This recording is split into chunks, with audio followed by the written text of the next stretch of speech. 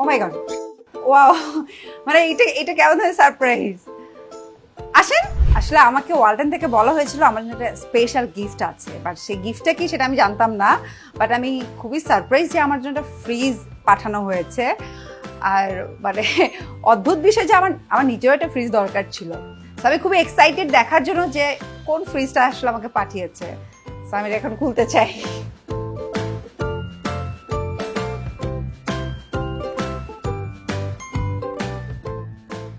ও মাই god, আমি না আসলে মনে মনে এটাই এক্সপেক্ট করছিলাম, কিন্তু মানে ওয়ালটন কি করে বুঝলো যে আমার এটাই পছন্দ এবং এটাই আমাকে গিফট করেছে। এটার যে মানে গ্লাস যে ফিনিশিংটা, এটা আমার এত পছন্দের ছিল। মানে আমি সবসময় এটার বিজ্ঞাপন দেখতাম এবং আমার মনে আছে আমি লাস্ট একটা শুটিংও ফ্রিজটা ছিল। সো তখনও দেখে আমি বারবার তাকিয়েছিলাম যে ওয়াও ফ্রিজটা কি সুন্দর। সো ফাইনালি এটা এখন আমার বাসায়। সব থেকে ভালো লাগার বিষয় হচ্ছে এটা আমার পুরো বাসার ইন্টেরিয়রের সাথে খুব সুন্দরভাবে মানে সেট হয়ে গিয়েছে, মনে হচ্ছে এটা আমার বাসার জন্যই তৈরি।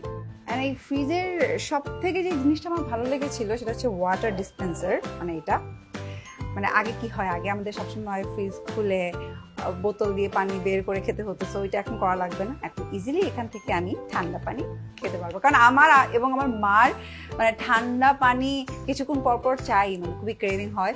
সো আমি শিওর যে আমার মা এটা দেখতে আরো বেশি খুশি হবে আমার থেকে। এখন ফ্রিজটা খুলে দেখি।